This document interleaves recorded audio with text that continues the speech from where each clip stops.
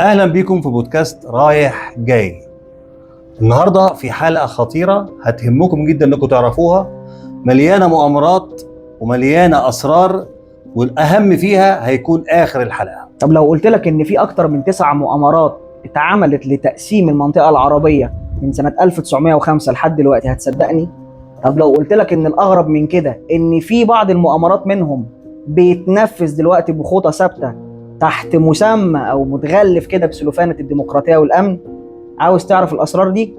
تابع معانا الحلقة. وفي اسئله ممكن تسالها لنفسك: ليه الغرب شايفنا او شايف العرب تهديد ليهم؟ وليه احنا دايما ضحيه للمخططات اللي بيفكروا فيها ويخططوا لنا ليها؟ وليه اكتوبر 73 وثوره 2013 هي الاستثناء الوحيد اللي كسر قواعد اللعبة؟ والحلقة دي استكمال للحلقة اللي فاتت اللي كان سؤالها ليه أمريكا بتدعم إسرائيل بالطريقة الرهيبة دي؟ عاوزين تتابعوا الحلقة اللي فاتت وتشوفوها من تاني؟ هنسيب لكم لينك الحلقة اللي فاتت في التعليقات. طب يلا بينا نسمع الحكاية من أولها ونعرف أصل المخططات اللي موجودة لتقسيم المنطقة العربية بتاعتنا. يلا بينا. يلا بينا. خلينا نبدأ من الأول خالص، من مؤتمر كامبل بانرمان 1905. المؤتمر السري ده اتعمل في لندن وجمع القوى الاستعمارية الكبرى كلها، وهم 6 دول أولهم بريطانيا طبعا.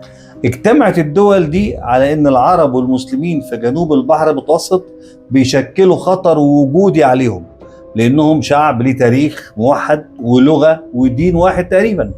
اتفقوا فيه ان العرب لازم يفضلوا متفرقين، وان الدول دي لازم تحارب اي توجه يوحدهم، زي عبد الناصر لما حاول بعد كده. ممنوع يوصلوا لاي نهضة علمية او صناعية عشان ما يشكلوش تهديد في المستقبل. والوصية الأخطر هو اتفاقهم على زرع كيان غريب يفصل الدول العربية الآسيوية عن الدول العربية في شمال أفريقيا.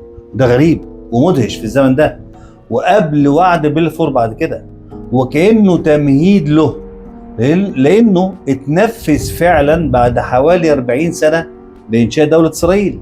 يعني من أول القرن العشرين في خطة مدروسة لضعفنا، مش مجرد صدفة. نيجي بقى للمخطط الثاني واللي عرفناه في التاريخ باسم وعد بلفور، واللي كان سنة 1917. كانت رسالة مشهورة جدا جدا جدا من وزير الخارجية البريطاني لواحد اسمه اللورد روتشيلد. ده كان واحد من أقوى رجال الاقتصاد اليهود على مستوى العالم. المشكلة بقى إن ده ما كانش مجرد وعد، دي كانت بداية حقيقية لتنفيذ المخطط الفعلي لاحتلال فلسطين من قبل اليهود. نقدر نقول بقى إن ده وعد من لا يملك لمن لا يستحق. وبعد 30 سنة بقى من الوعد ده، قامت إسرائيل بدورها في المنطقة كأداة أو وظيفة للمصالح الغربية أو لتحقيق مصالح الغرب. يعني الوعد ده ما كانش مجرد كلام دبلوماسي، لا لا لا لا لا، ده كان خطة عسكرية وسياسية ودبلوماسية طويلة المدى اللي قامت بيها بريطانيا لصالح اليهود في فلسطين. نروح لواحد بقى من أخطر المخططات، هو المخطط الثالث اللي هسميها مؤامرة سايكس بيكو 1916. دي بقى المؤامرة الكلاسيكية. بريطانيا وفرنسا قعدوا سرا مع بعض وقت ما الحرب العالمية الأولى شغالة ولسه في وسطها، ولسه ما تحددش حتى مين المنتصر. لكن وزراء البلدين فرنسا وبريطانيا، السير سايكس والميسيو بيكو، قعدوا يقسموا تركة الدولة العثمانية بالاتفاق مع الروس والطليان حلفائهم. رسموا حدود تقسم الدول العربية بالمسطرة، خلقوا دول ضعيفة بلا مقاومات حقيقية وحسب حدودهم الاستعمارية، وكلها تحت وصيتهم. واللي هو حاصل دلوقتي من نزاعات حدودية وخلافات بين الدول العربية، ده كله نتيجة الحدود المصطنعة. وعشان كده سايكس بيكو مش مجرد تاريخ، ده حاضرنا اللي عايشينه لحد دلوقتي. مش بس كده يا دكتور أحمد بقى، ده سنة 1982 مخطط ظهر باسم أوديد يانون. ده بقى كان ضابط إسرائيلي كان ضابط مخابرات اسرائيلي، ومش بس كده، ده كان يميني متطرف، دماغه كده يعني شمال الشمال. كان فكرته ان هو يعمل ايه؟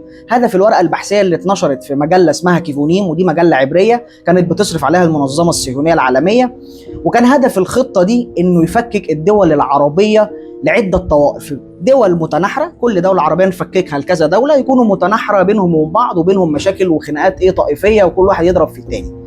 فكرته قامت ان احنا نقسم العراق لثلاث دول، نقسم سوريا لاربع دول، نقسم مصر سيناء لوحدها والنوبه لوحدها. فده كان هدف المخطط. وغير كده بقى ايه بالاضافه ده هيهجر الفلسطينيين من ارضهم للاردن، ويعلنوا دوله فلسطينيه جديده بدل الملك الهاشمي في الاردن. الفكره الاساسيه بقى ان اسرائيل مش بس تبقى اقوى، لا، ده الهدف الرئيسي ان القوه الوحيده المتماسكه في المنطقه تكون اسرائيل، وده مش هيتحقق الا لما يقسم كل الدول دي لدويلات متناحره. بالفعل بعدها بقى حصل اسرائيل غزت جنوب لبنان وطردت جميع الفلسطينيين اللي هاجروا من فلسطين لجنوب لبنان، وهجروهم بالعافيه للاردن. اسرائيل ما خرجتش من جنوب لبنان الا بعد 18 سنه من دخولهم جنوب لبنان. ولو جينا بصينا بقى في 2011 هنلاقي ان الخطه دي بتطبق بحذافيرها وبصور عجيبه ودعم غير عادي من الغرب. وده بالظبط اللي بيحصل دلوقتي في سوريا واليمن والسودان وليبيا والعراق ولبنان، وحاولوا مع مصر لكنهم فشلوا. وعشان كده لازم نكشف باقي مخططاتهم، واللي اختارها المخطط الخامس، مخطط برنارد لويس 1992. والراجل ده مستشرق يهودي بريطاني امريكي، كتب كتب كتيرة عن الشرق الأوسط، وكان مستشار رفيع المستوى في البيت الأبيض. قدم خطة للكونجرس الأمريكي لتقسيم الشرق الأوسط ل40 كيان عرقي وطائفي كنموذج معدل لخرائط بينهم، وقال صراحة إن العرب ما ينفعش يفضلوا كدول كبيرة، لازم يتفتتوا على أساس العرق والطوائف واللغة، وإن الخليج فقد سيطرته على سلاح النفط في وجود قواعد أمريكية فيه، ودخل في خرائطه تقسيم لدول جديدة زي إيران وباكستان، لأنهم هم كمان خطر على إسرائيل. والأخطر هنا هو تصوره أن بريطانيا تقوم بتصنيع تنظيمات إسلامية إرهابية تحارب الدول العربية بالوكالة وتضعف سلطتها وتحولها لدول فاشلة. وعايزين على فكرة نعمل عن الموضوع ده حلقة لوحده بالمناسبة. المهم أن أول نتيجة شفناها للمخطط ده هو انفصال جنوب السودان في 2011، وعلى نفس الخطوط اللي رسمها برنارد لويس. يعني الكلام مش تنظير أكاديمي، ده كان برنامج سياسي معتمد في الكونجرس الأمريكي. المخططات ما وقفتش من التاريخ ده، لأن في 2006 مجلة عسكرية أمريكية نشرت واحدة من أخطر المخططات الموجودة وسمتها بخريطة حدود الدم. كان واحد اسمه رالف بيترز سنة 2006 عمل الخطة دي، وكان هدفها هو إعادة رسم المنطقة. وبالمناسبة هو كان عقيد أمريكي متقاعد ومحلل سياسي كبير جدا عندهم. هو اعتمد في الخطة بتاعته على صنع كيانات جديدة زي دولة كردستان كده المستقلة، واللي كان بالمناسبة ميولها لإسرائيل، وقدم تصور كمان لتقسيم السعودية وتقسيم إيران وتقسيم باكستان وتقسيم العراق وسوريا، وحتى الإمارات ما سلمتش من الخطة بتاعته. الخريطة اللي حطها لغزو العراق وسوريا متطابقة بقى مع خريطة دولة داعش اللي انهارت بعد كده بعد سنوات من التاريخ اللي احنا بنتكلم منه من نشر الخطة دي سنة 2006. هنلاحظ كمان بقى حاجة مهمة جدا، انه اقترح انه يعمل فتنة وحرب بين السنة والشيعة في منطقة الخليج لتقسيم لتحقيق وتنفيذ التقسيم ده. الخريطة دي بس مش مجرد نظرية، لا، دي كانت بتتوزع وبتدرس في الكيانات العسكرية الأمريكية. يعني كان في إعداد وتهيئة ذهنية للضباط اللي موجودين داخل الجيش الأمريكي، وهدفها هو فهم وصياغة الخريطة دي. وده اللي احنا شفناه مع داعش والحروب الأهلية اللي موجودة الطائفية في العراق وسوريا على سبيل المثال. وبعدها يظهر تهريجة سخيفة كده لمخطط سابع سموه خريطة جيفري جولدبرج 2008. جولدبرج ده صحفي أمريكي إسرائيلي نشر مقالة تخيلية المفروض انها ساخرة في مجلة مشهورة اسمها ذا أتلانتيك الأمريكية، مبني على نفس الخرائط القديمة، وقال ان المنطقة هتدخل في حروب طويلة ونتيجتها تقسيم جديد للدول. وتخيل تقسيم السودان فعلا وظهور سودان جديدة، وده بالفعل اللي حصل بعدها ب3 سنين وتقسيم السودان. تخيل دولة درزية كمان جنوب سوريا، واللي بالمناسبة هي تحت حماية إسرائيلية حاليا من النظام القائم، نظام طبعا أحمد الشرع. الفكرة كانت تخيل، لكن اللي حصل مع الخريف العربي في 2011 أثبت أن الخيال ده كان أقرب لتسريب سياسي أو توقع مدروس. وفي الجديد منه بقى ايه؟ عملوا حاجه جديده بيسموها الاطروحات الغربيه الحديثه، كانت من 2013 ل 2014 تقريبا. نظريه كده عملوها اسمها الدوله المدينه، واللي بتقول ان مستقبل المنطقه ان كل الدول الكبيره تنهار، ويبقى عندنا بقى عدد كده من المدن الصغيره زي القدس، زي الحجاز، زي دبي، زي مصراتة في ليبيا على سبيل المثال. وفي نفس الوقت طرحت فكره لتقسيم ايران وباكستان بعد طبعا لما يعملوا حرب اقليميه كبيره مع الخليج، عاوز يوقع كل دول في بعض، الخليج مع ايران مع باكستان، بحيث تتحول كل المنطقه لدويلات صغيره على اساس عرقي، ده بقى كردي، ده سني، ده شيعي، ده فارسي، ويبدا هو الهدف من كل الكلام ده انه يخلي كل دوله مفككه وغير متماسكه.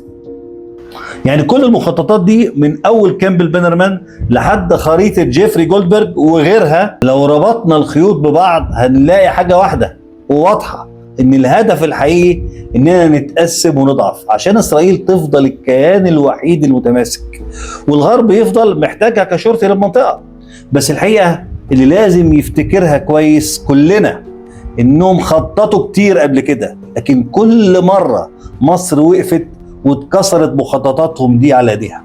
واللي هيكسر اي سايكس بيكو جديده مش ورقه ولا بندقيه، انما وعيك وارادتك كعربي ومصري عارف ان مستقبله في ايده في النهايه. طب يا دكتور احمد، بعد ما مشينا مع بعض كده في رحله المخططات اللي احنا اتكلمنا عنها دي كلها، سؤال مهم بقى خلينا نساله لبعض كده، هل المخططات دي اللي اتخطط لها من زمان زي سايكس بيكو مثلا على سبيل المثال ممكن يتنفذ النهارده؟ الواقع بيقول ان المنطقه ماشيه فعلا في اتجاه شرق اوسط جديد، ولسه بيتشكل قدامنا. هيحددها طرفين، العرب لو توحدوا تحت رايه مصر، وامريكا لو فضلت تدعم اليمين الاسرائيلي حتى النهايه. ولو العرب توحدوا، الشرق الاوسط الجديد ممكن يبقى ساحه نهضه وقوه اقليميه تفرض على العالم. ولو امريكا فضلت تحمي اسرائيل على حسابنا، يبقى الشرق الاوسط الجديد هيتحول لساحه صراع وحروب بالوكاله وتقسيمات ما بتخلصش. وفي الحالتين القرار النهائي هيطلع من عندنا، اما نكون صانعين للتاريخ او مجرد ارقام في خرائط الاخرين. طب وبعد كل المخططات دي يا دكتور احمد، سؤال مهم جدا عايز اساله لحضرتك بقى، هي اسرائيل عاوزه ايه او اهدافها ايه؟ التوسع لتحقيق اسرائيل الكبرى على حساب الدول اللي حواليها، وتهجير الفلسطينيين في الدول المجاوره زي مصر والاردن، واستمرار تنفيذ سياسه امريكا في المنطقه، وانها تصبح دوله قائده للمنطقه، وفي نفس الوقت عايزه استثمارات خارجيه عليها ومعاها. والتنفيذ ده عليها انها تتفوق على الدول العربيه طبعا، وتخترق المجتمعات العربيه لتفريقهم ويدخلهم في فوضى وضعف دايمين. ويجي هنا بقى السؤال الاهم اللي الناس كلها بتساله، هي مصر فين من المخططات دي يا دكتور احمد؟ مصر تاريخيا عمود الخيمه، وحتى لما مصر ضعفت وانتكست 1967 الكل اتجرأ عليها، ولما مصر انتصرت في 1973 على اسرائيل الخيمه كلها رجعت وقفت على رجلها من تاني. يعني من الاخر كده مصر هي المعادله الفاصله ومفتاح الحل. أنا شايف إن لو فضلنا على نفس الوضع الحالي من انقسامات عربية وحروب أهلية في سوريا وليبيا واليمن والسودان وأزمات اقتصادية صعبة، ده معناه استمرار الخطر للمنطقة. السيناريو ده بيتحول تدريجيا للمتشائم لو استمر، لتقسيم فعلي لبعض الدول، وصعود لميليشيات مدعومة من دول خارجية، وطبعا زيادة التدخلات الأجنبية في شؤوننا. وقتها انتظر تشكيل شرق اوسط جديد، لكن في وجود الدول الكبرى الاقليميه زي مصر والسعوديه، لكن هيكون اشتعال التوتر في المنطقه اكتر وباشكال جديده، وهتفضل حاله الاستعداد دائمه للحرب، وهتكون دايما الحرب موجوده في الصوره. بس بقى في سيناريو تاني، لو العرب اتحدوا وعملوا نقله ولو بخطوات صغيره كده، يعني تحالفات عسكريه، قوات تدخل سريع عربيه تدافع عن الدول العربيه في حاله وقوع اي اعتداء عليها، او مثلا تحالفات اقتصاديه يا سيدي، مشروعات مشتركه في الطاقه والميه وفي تصنيع السلاح على سبيل المثال. معاها بقى طبعا تقويه للوعي المجتمعي ضد النزاعات الطائفيه اللي موجوده داخل بعض الدول العربيه. ممكن نوصل لسيناريو متفائل، نشوف فيه قوه عربيه مشتركه، قوه حقيقيه تقدر تدافع عن الدول العربيه، قوه اقتصاديه تقدر تقف ضد هيمنه اي قوه عظمى موجوده اقتصاديا. يا ترى هنشوف الكلام ده؟ انا نامل ان احنا نشوف الكلام ده والله. انا برجح سيناريو في تقديري اننا هنفضل في حاله اللا حرب واللا سلم دي، لان في دول هتحقق نجاحات نسبيه زي مصر والسعوديه والامارات، وفي دول هتفضل في دوامه الازمات والخراب الممتد ومنها اسرائيل. يعني تحس ان المنطقه في نص الطريق، لا وقعت بالكامل ولا قامت بالكامل، وده محتاج وعي وحسم سياسي عشان ما ننزلقش للصوره الاسوأ. يبقى الخلاصه يا دكتور احمد نقدر نلخصها في 3 حاجات. الحاجه الاولانيه ان المنطقه دلوقتي بتواجه سايكس بيكو جديد، مش بقى على الورق زي زمان، لا ده بالدم لو احنا ما انتبهناش ليها. الحاجه الثانيه ان اسرائيل هي المستفيد الاكبر من تفتيت الدول العربيه والاسلاميه حواليها. واخطر حاجه او الحاجه الثالثه المهمه جدا هي الدور المصري. الدور المصري حاسم، بنقول ان قوه مصر هي قوه المنطقه، ولو مصر ضعفت بيساوي انهيار المنطقه كلها لا قدر الله. وعشان نواجه ده لازم نشتغل في 4 مسارات: وعي جمعي يحارب الدعاوى والانقسام، تكامل اقتصادي يقلل التبعية للدول الغربية، قوة عسكرية مشتركة تحمي الأمن القومي زي ما اتقال ناتو عربي، قوة ناعمة عربية من ثقافة وإعلام وتعليم تعيد بناء الهوية والانتماء. وما ننساش إجابة سؤال مهم: هو ليه في أكتوبر 1973 هو الاستثناء اللي كسر قواعد اللعبة واتكررت تاني في 2013 مع ثورة 2013؟ لأن وقتها اتحدنا كقوة حقيقية وبصينا في المصلحة القومية الفعلية، والوحدة دي غيرت المعادلة في المنطقة لسنين. يعني معنى كده يا دكتور احمد ان المعركه الحقيقيه مش بالسلاح بس، لا ده المعركه بالوعي. لو فقدنا الوعي هنصحى يوم نلاقي خرايط جديده واحنا خارج كل الخرايط دي. ولو ما صنعناش مشروعنا العربي النهضوي النهارده، بكره هنلاقي نفسنا مجرد شظايا في خرائط الغرب. وقبل ما نختم بقى زي ما وعدناكم هنعرض بعض ردود الافعال عن الحلقه اللي فاتت. جات لنا تعليقات كتيره، يهمنا ان احنا نعرف ارائكم في الحلقه اللي فاتت والحلقه دي، منتظرين تعليقاتكم ان شاء الله. ولو عاوز صوتك يوصل اكتب تعليقك وقول رايك، وما تنساش كمان تعمل لايك وشير عشان كله يستفيد، وتشترك في القناه عشان توصل لك كل الحلقات الجديده.